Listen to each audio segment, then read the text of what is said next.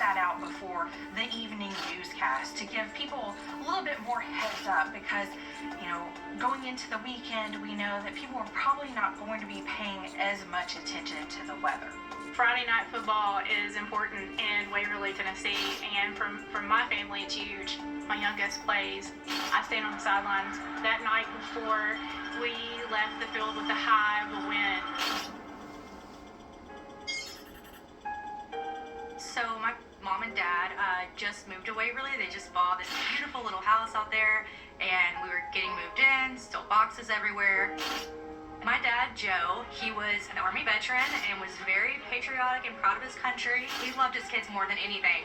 He tried his best to give me everything he could. He spent a lot of time at home, which was great for me because I was never alone. My mom has stage 4 cancer, and she was actively in chemo. My mom, she's always been my biggest inspiration, but especially now.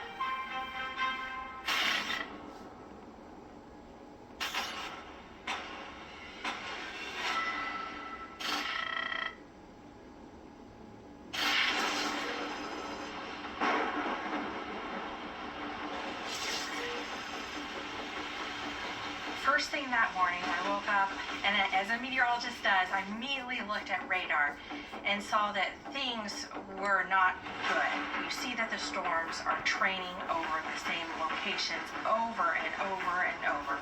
So a training thunderstorm, you think of it as a train track. You've got cars on a track that go over the same track again and again.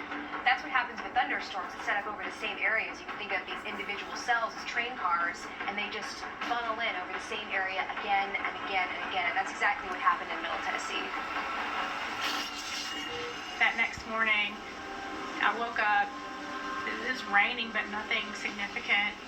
Just happened to flip open Facebook, like most people do, and I noticed that a friend posted that she has a farm in the neighboring town, McEwen, and it seemed to be flooding pretty significantly.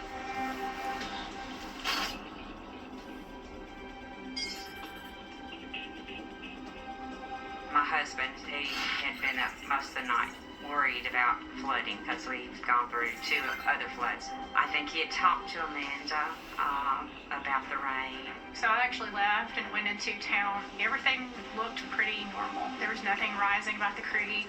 Get back to the house and told my adult son and his friend at the time, hey, let's go ahead and move our cars up to the location we always move our cars during the flash flood warnings. That was a protocol.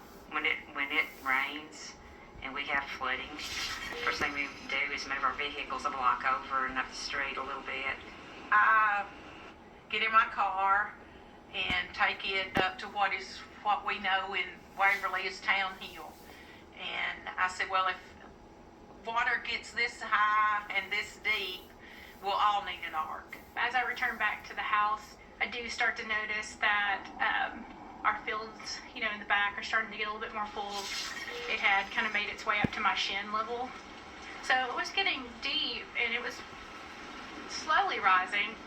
I had not slept the night before it happened, so I was still awake. And I remember getting the alert of a flash flood multiple times. I remember going out of my room to look out the front windows and seeing way off in the distance, the creek looked kind of angry. Me and my dad talked about it, debated on waking mom up or not. We decided to kind of wait since she was so weak from chemo.